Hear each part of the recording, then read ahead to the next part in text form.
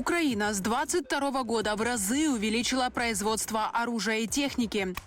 Наши промышленные мощности позволяют нам производить гораздо больше беспилотников, больше снарядов и военной техники, чем позволяют финансовые возможности нашей страны. Я благодарю каждого партнера Украины, кто инвестировал в украинскую оборонку. Мы увеличили производство. Самоходная артиллерия, минометы, дальнобойные и маленькие дроны, радиоэлектронная борьба, снаряды, патроны, системы связи, противовоздушная оборона, ракеты. Это все, что теперь есть в арсенале с приметкой «Сделано в Украине». Наши военные давно используют немало техники именно отечественного производства. Вот кнопочка. И пошли выстрелы. Украина идет в ногу со временем, используя новшества, которые нужны прямо сейчас на фронте для победы. В рамках проекта «Оружие Победы» запустим долгосрочные контракты с производителями на 3-5 лет. Особое внимание будем уделять компоненту дальнобойности и ракетной программе. В Украине создали собственную первую реактивную огнеметную систему. В ответ российскому «Солнцепеку» и «Буратино». У Украины есть что ответить. У нас на вооружении есть огнеметные системы. «Сеялка». Она имеет разные модификации. Одна из последних – ВМ-8. Сеялка ВМ-8. У нее есть такие же термобарические системы, как и у россиянских аналогов. Система предназначена для отстрела неуправляемых авиационных ракет класса С-8 из любых колесных транспортных средств, даже легковых. Вертолетный пакет боеприпасов можно запускать теперь с земли. И это эффективнее и мобильнее, потому что вертолет слышно издали.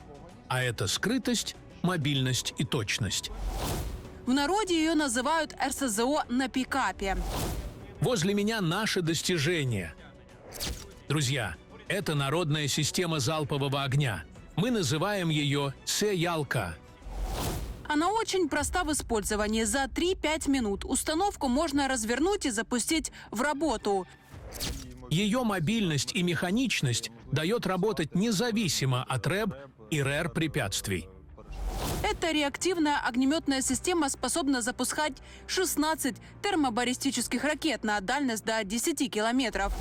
Можно запустить по одной, можно несколько штук, или сразу всем пакетом. 16 штук. Компактная и сокрушительная. Преимущество украинской реактивной огнеметной системы в том, что запуск ракет происходит на расстоянии. Она может точно работать по живой силе на открытой местности и по легкобронированной технике. Она может срабатывать как в блиндажах, так и помещениях, где есть воздух и кислород. Огнеметчик Святослав рассказал, что военные могут отойти на безопасное расстояние и только после этого осуществить пуск ракет. Внутри ракеты есть капсула, которая после попадания в цель распространяет аэрозоль, а после – поджигание.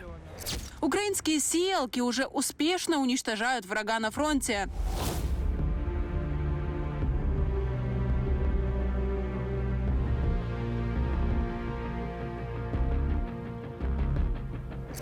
В 2023 году использовали РСЗО «Сеялка» ВМ-8 в Донецкой области под Бахмутом.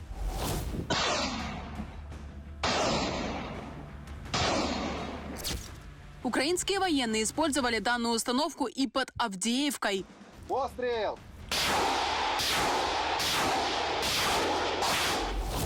С новой модификацией «Сеялки» ВМ-8 ВСУ работают с августа 2024 года. Украинские десантники эффективно применили эти огнеметы на Курском направлении в борьбе с российскими оккупантами.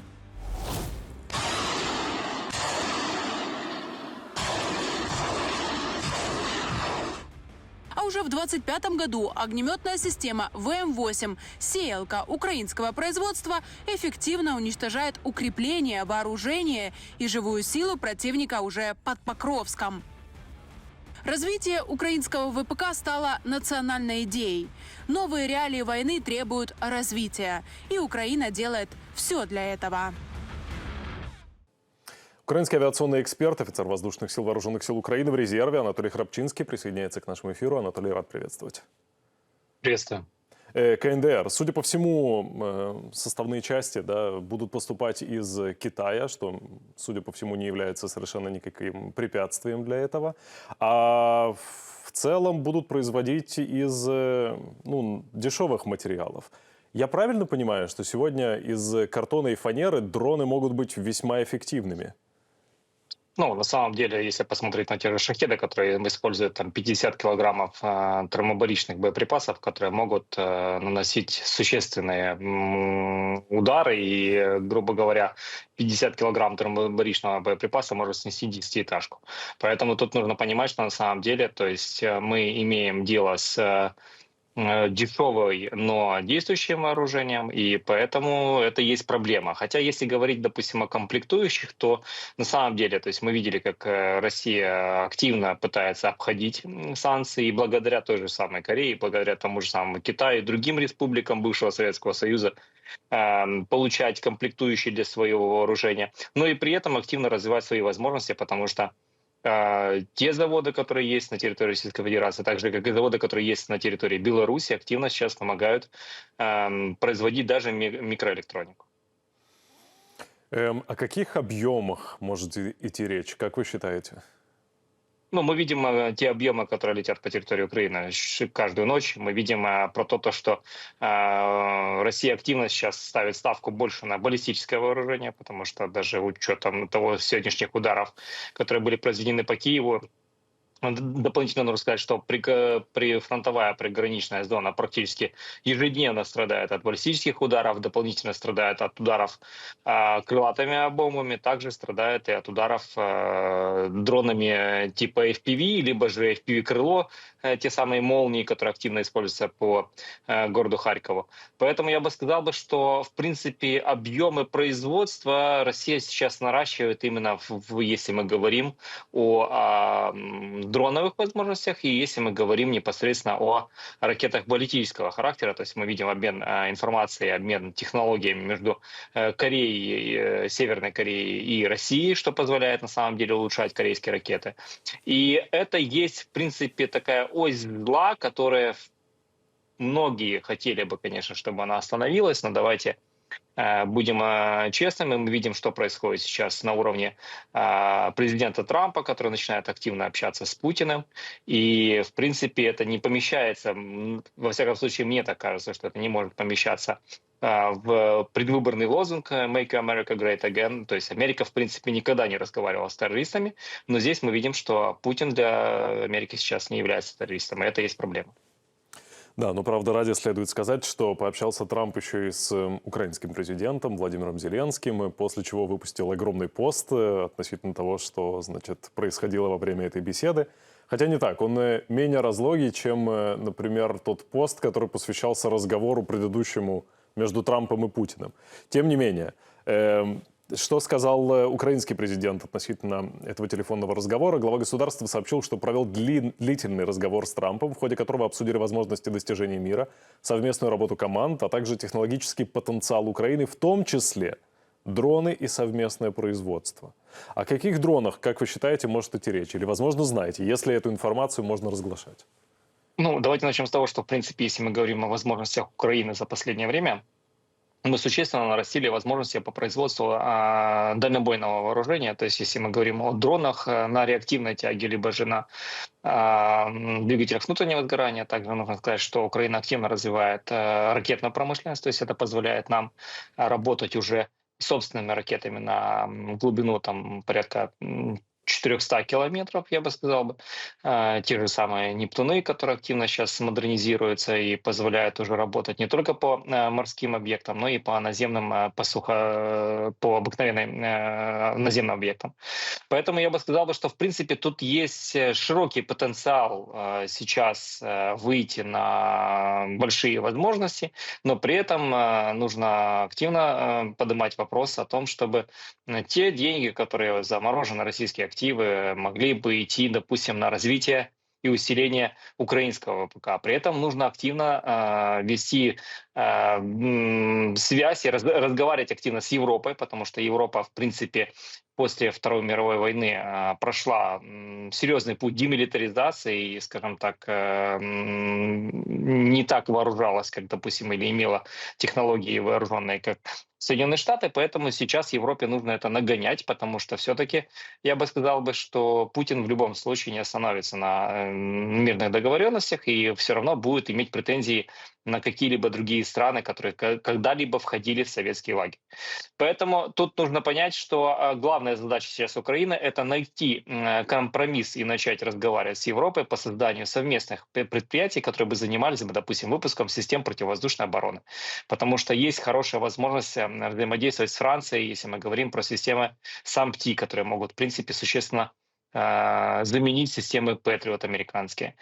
Также можно говорить о создании ракетной промышленности, потому что давайте вспомним, что такие ракеты, как Таурус, либо же те же Storm Shadow, Scalp, созданы благодаря Британии, Франции, Германии, Швеции. То есть это те страны, которые активно общаются с Украиной, готовы, в принципе, можно говорить о трансфере технологий. На это должна быть сделана сейчас колоссальная ставка, потому что нужно объяснять Европе, что в любом случае мы должны вооружиться, мы должны создать свое объединение, которое нам позволит защитить европейские страны от возможной повторной атаки со стороны Российской Федерации.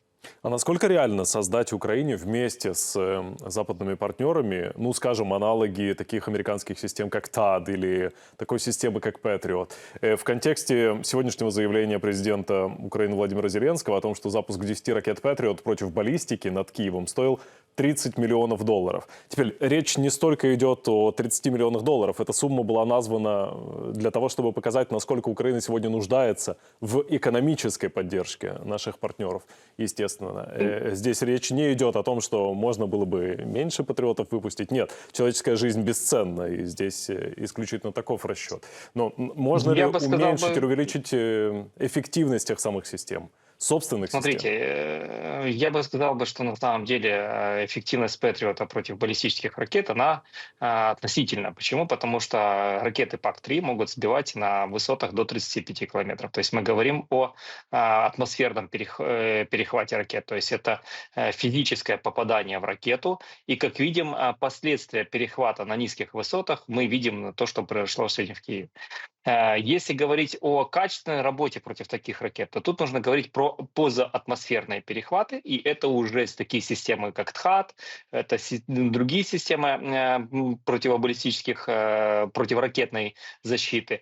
И я бы сказал, что в принципе, если мы говорим о возможностях Украины, то тут есть достаточно хороший фундамент, и Украина за последнее время существенно приложила руку к модернизации некоторых старых советских систем противовоздушной обороны, объединив их возможности, допустим, с оснащением американскими типами ракет, либо же объединив возможность работы средств радиолокации С-300 с пусковыми системами Patriot и так далее.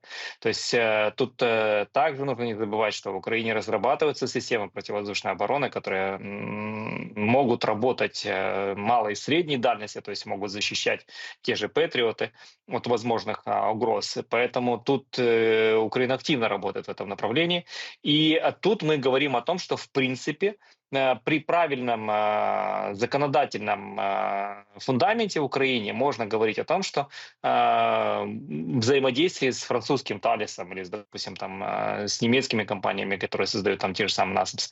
Поэтому я бы сказал, что в принципе возможности есть, но и наши западные партнеры очень заинтересованы, то есть если мы говорим про Европу, они очень заинтересованы, потому что здесь есть колоссальный опыт здесь на территории Украины, и тем более, что война, которая сейчас происходит, она абсолютно не похожа на другие войны. Поэтому мы здесь больше используем роботизированную технику. То есть Украина стала первой, кто активно начал провозглашать возможности использования искусственного интеллекта, потому что Весь мир боится искусственного интеллекта, и давайте посмотрим, с какими ограничениями они принимают имплементацию искусственного интеллекта. Да, Соединенные Штаты, конечно, готовы открыто идти на, скажем так, на все компромиссы, но при этом тут нужно понимать, что мы говорим о искусственном интеллекте, мы говорим о праве. Если раньше мы могли говорить о том, что человек убивает человека, то здесь мы говорим о том, что робот убивает человека. Это относительно совсем другой подход. То есть это относительно смена вообще каких-либо парадигм или стандартов даже НАТО, которые будут меняться в любом случае после российско-украинской войны. Поэтому я бы сказал, что Европа заинтересована, но все-таки к этой заинтересованности нужно подталкивать, потому что некоторые государства Европы уверенно себя чувствуют, потому что имеют ядерное вооружение. Ну да. Анатолий, спасибо большое. Анатолий Храпчинский, украинский авиационный эксперт, офицер воздушных сил Вооруженных сил Украины, в резерве присоединялся к эфиру Freedom. Благодарю.